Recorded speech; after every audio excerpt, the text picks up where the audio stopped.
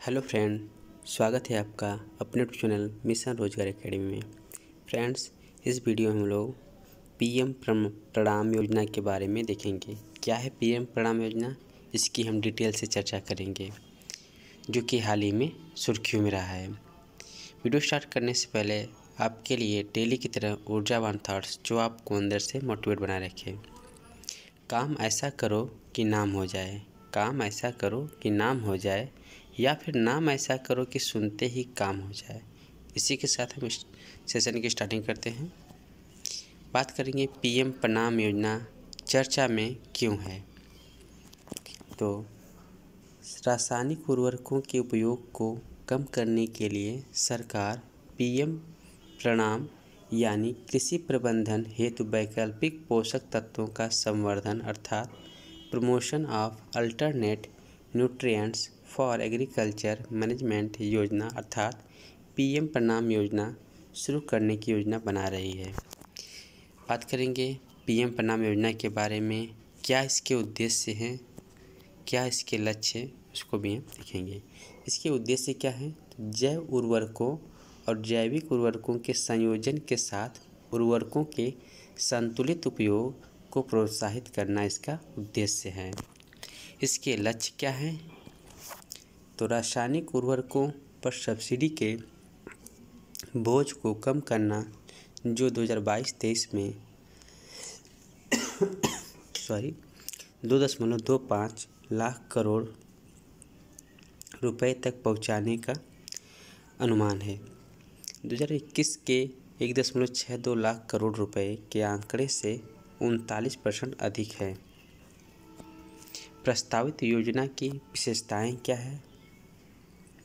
इस योजना का कोई अलग बजट नहीं होगा और उर्वरक विभाग द्वारा संचालित योजनाओं के तहत मौजूदा उर्वरक सब्सिडी की बचत के माध्यम से वित्त पोषित किया जाएगा। सब्सिडी बचत का 50% उस राज्य को अनुदान के रूप में दिया जाएगा जो पैसा बचाता है। तो पीएम प्रणाम योजना के लिए कोई अलग से बजट पेश नहीं किया जाएगा। योजना के तहत प्रदान किए गए अनुदान का 70% गांव, ब्लॉक और जिला स्तर पर वैकल्पिक उर्वरकों और वैकल्पिक उर्वरक उत्पादन इकाइयों के तकनीकी अपनाने से संबंधित परिसंपत्ति सृजन के लिए उपयोग किया जा सकता है। शेष 30% अनुदान राशि का उपयोग किसानों, पंचायतों, किसान उत्पादन संगठनों और स्वयं सहायता समूहों को पुरस्कृत करने तथा प्रोत्साहित करने के लिए किया जा सकता है, जो उर्वरक उपयोग को कम करने व जागरूकता पैदा करने में शामिल है। एक वर्ष में यूरिया के रासायनिक उर्वरक उपयोग को कम करने की गणना की तुलना पिछले 3 वर्षों के दौरान यूरिया की औसत खपत से की जाएगी। इस उद्देश्य के लिए उर्वरक मंत्रालय के डैशबोर्ड एकीकृत उर्वरक प्रबंधन प्रणाली अर्थात integrated fertiliser management system IFMS पर उपलब्ध डेटा का उपयोग किया जाएगा। योजना की आवश्यकता क्यों पड़ी, इसकी हम बात करेंगे। तो योजना की आवश्यकता, पहले सरकार के सब्सिडी का बोझ कम करने के लिए किसान अपनी सामान्य आपूर्ति और मांग आधारित बाजार दरों या उनके योग उत्पादन आयात की लागत से कम अधिकतम खुदरा मूल्य MRP पर उर्वरक खरीदते हैं। उदाहरण के लिए नीम लेपित यूरिया अर्थात नीम कोटेड यूरिया की MRP सरकार द्वारा 5,922.22 रुपये प्रति टन तय की गई है, जबकि घरेलू निर्माताओं और आयातकों को इसकी औसत लागत प्लस कीमत क्रमशः लगभग 17,000 रुपये और 23,000 रुपये प्रति टन है। शेष भाग जो संयंत्रवार उत्पादन लागत और आयात मूल्य के अनुसार भिन्न होता है, केंद्र द्वारा सब्सिडी के रूप में रखा जाता है। यह अंततः कंपनियों को जाता है। गैर यूरिया उर्वरकों का अधिकतम खुदरा मूल्य MRP कंपनियों द्वारा नियंत्रित या तय किया जाता है। हालांकि उचित मूल्य सुनिश्चित करने के लिए केंद्र इन पोषक तत्वों पर एक समान प्रति टन सब्सिडी का भुगतान करता है।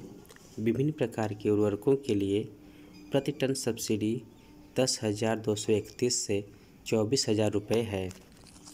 केंद्र सरकार प्रत्येक संयंत्र में उत्पादन लागत के आधार पर उर्वरक निर्माताओं को यूरिया पर सब्सिडी का भुगतान करती है और इकाइयों को सरकार द्वारा निर्धारित अधिकतम खुदरा मूल्य MRP पर उर्वरक बेचना आवश्यक है। देखते हैं भारत में उर्वरक उपयोग की वर्तमान स्थिति क्या है।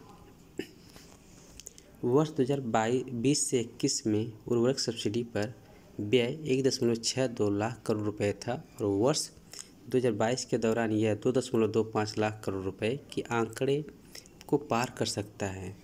वर्ष 2020-21 के दौरान देश में 4 उर्वरकों यूरिया, DAP अर्थात डाई अमोनियम फॉस्फेट, MOP अर्थात म्यूरिएट ऑफ पोटास, NPKs अर्थात नाइट्रोजन फास्फोरस और पोटेशियम की कुल आवश्यकता 21% से बढ़ाकर 640.27 लाख मीट्रिक टन हो गई, जो वर्ष 2017-18 में 528.86 लाख मीट्रिक टन थी। अधिकतम 25.44% की वृद्धि DAP की आवश्यकता में दर्ज की गई। यह वर्ष 2017 से 18 के 98.77 लाख मीट्रिक टन से बढ़कर वर्ष 2021-22 में 123.9 लाख मीट्रिक टन के स्तर पर पहुंच गई है। देश में सबसे अधिक इस्तेमाल किए जाने वाले रासायनिक उर्वरक यूरिया ने पिछले 5 वर्षों में 19.64% की वृद्धि दर्ज की है। तो देश में सबसे अधिक इस्तेमाल किए जाने वाले रासायनिक उर्वरक कौन है? तो यूरिया है। इसकी आवश्यकता 2017 से 18 के 298 लाख मीट्रिक टन से बढ़ाकर 21-22 में 356.353 लाख मीट्रिक टन हो गई है। सरकार द्वारा शुरू की गई अन्य संबंधित पहले क्या हैं? प्रत्यक्ष लाभ अंतरण। केंद्र ने अक्टूबर 2016 से उर्वरकों में प्रत्यक्ष लाभ अंतरण प्रणाली की शुरुआत की, जिसके तहत विभिन्न उर्वरक ग्रेड पर उर्वरक कंपनियों को खुदरा विक्रेताओं द्वारा लाभार्थियों को की गई वास्तविक बिक्री के आधार पर 100% सब्सिडी जारी की जाती है। नए पोषक तत्वों का समावेश। सरकार ने उर्वरक नियंत्रण आदेश 1985 अर्थात FCO में नैनो यूरिया और जैव उत्तेजक जैसे नए पोषक तत्वों को शामिल किया था। यूरिया की नीम कोटेड यूरिया। उर्वरक विभाग 30OF ने सभी घरेलू उत्पादकों के लिए नीम लेपित यूरिया, नीम कोटेड यूरिया के रूप में 100% यूरिया का उत्पादन करना अनिवार्य कर दिया है। नीम कोटेड यूरिया के उपयोग के लाभ निम्नानुसार हैं। NCU अर्थात नीम कोटेड यूरिया के उपयोग के लाभ निम्न हैं। मृदा स्वास्थ्य में सुधार, पादप संरक्षण रसायनों के उपयोग में कमी, कीट हमले और रोग में कमी, धान, गन्ना, मक्का, सोयाबीन, अरहर या लाल चना की उपज में वृद्धि इसके मुख्य लाभ रहे हैं। नई यूरिया नीति, न्यू यूरिया पॉलिसी 2015 के उद्देश्य क्या है उसको हम देखते हैं। स्वदेशी यूरिया उत्पादन को अधिकतम करना, यूरिया इकाइयों में ऊर्जा दक्षता को बढ़ावा देना, भारत सरकार पर सब्सिडी के बोझ को तर्कसंगत बनाना, यह इसके उद्देश्य रहे हैं। उर्वरक क्षेत्र में अंतरिक्ष प्रौद्योगिकी का उपयोग क्या है उसकी हम बात करेंगे।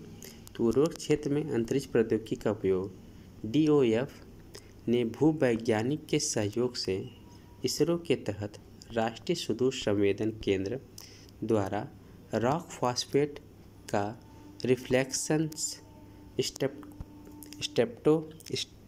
स्पेक्ट्रोस्कोपी और पृथ्वी अवलोकन डेटा का उपयोग करके 3 साल का पायलट अध्ययन शुरू किया है। तो DOF ने भूवैज्ञानिक के सहयोग से इसरो के तहत राष्ट्रीय सुदूर संवेदन केंद्र द्वारा रॉक फॉस्फेट का रिफ्लेक्शंस स्पेक्ट्रोस्कोपी और पृथ्वी अवलोकन डेटा का उपयोग करके 3 साल का पायलट अध्ययन शुरू किया। तो ये रहे PM प्रणाम योजना से संबंधित महत्वपूर्ण सभी तथ्य। आशा करता हूँ फ्रेंड्स ये वीडियो आपके लिए काफ़ी हेल्पफुल होगा। तो मिलते हैं अगले वीडियो में, तब तक के लिए bye bye, thank you and have a nice day.